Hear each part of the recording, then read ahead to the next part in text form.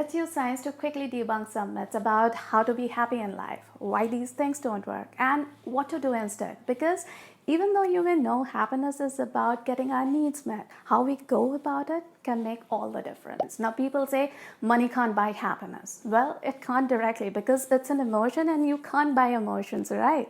But buying time can make us happier, like spending money on time-saving things. Imagine having to go through a sink load of dishes when you are bone tired and all you want to do is simply just go to bed. Wouldn't it make you feel happier if someone else did it for you without grumbling, like the dishwasher? Whatever frees up more time for us to do the things that we really want to do, that can make us happier. Even spending money on experiences, like for a vacation, going away with someone we love to spend time with, that can make us feel good in the moment, but it can also make our life feel happier when we think about those time later, right? See, happiness can be hedonic, things that make us feel good in the moment, like watching a favorite movie curled up with a big ball of popcorn. Or it can be eudaimonic, things that make us feel good overall about our relationships, our work, finances, our health, or our life in general. And when we spend on experiences, it brings a bit of both, the hedonic and the eudaimonic.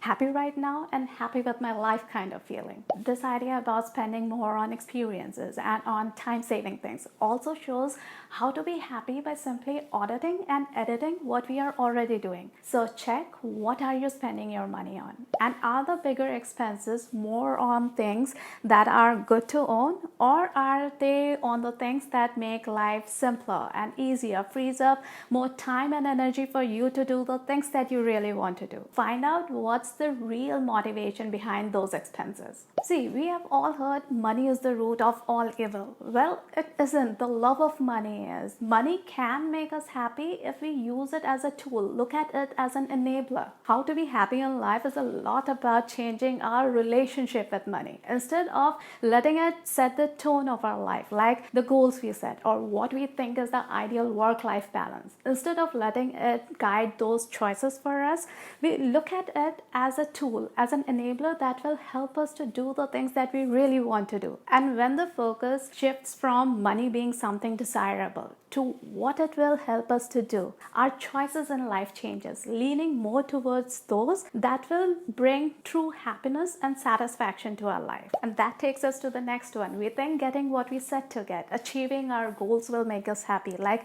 I will be so happy when I have finally done that. Well, that can be so, but it depends on two things. First, is it something that we really want, or is it something that we have been conditioned to think is important for us? Like, I'm X years old, so I should have all this figured by now. Most of our unhappiness comes from having to do things. Achieving what's expected or what's usually done can make us feel accomplished, but it doesn't always make us feel truly happy. And the second thing is the value or importance that we attach to any goal, like making new friends when we shift to a new place, or financial stability in life. Their value changes once we have achieved them. Like, making new friends is good, but then we start to look for deeper connections, for a closer circle of friends, right? Achieving a goal we set isn't a lived happily ever after kind of story. It's more of a journey than a destination, because when one level of our needs are met, we start to feel dissatisfied, yearning for the next level of needs. So celebrate your wins, relish them, enjoy hedonic happiness, but then be ready to set the next goal and work on it. See, because of negativity bias, we tend to notice and remember the tough times more. Like, it's easier to remember how many times we were snubbed than how many times we were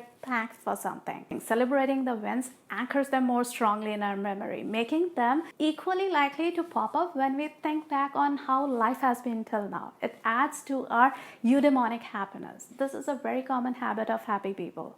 A study showed that we can control about 40% of our happiness. The other 60% is decided by our genes and the things out of our control. So to make that 40% count, we can always choose to do the things that either align with what we truly want to do or we can find out how the things that we have to do will in some way, directly or indirectly, take us closer to what we really want. That's how to be happy, doing the things that we have to do. Now, if someone seems happy most of the time, we instinctively think that person doesn't have any problems, or else wouldn't they seem more worried or stressed? But it's not how many problems we have, but how skilled we are at handling those, how resilient we are. That makes all the difference. Knowing how to bounce back from tough situations is the key to how to be happy. Playing it safe, trying to limit the number of problems, or avoiding anything that doesn't feel comfortable, that is simply adding regrets to our life. Definitely not the way to be happy. Like we hear about people who went through very similar situations, and where one of them let it limit what they did with their life, the other one let the emotions play out, but then they took it up as a challenge, adapted to the changed situations, and made it work for them, becoming happy again.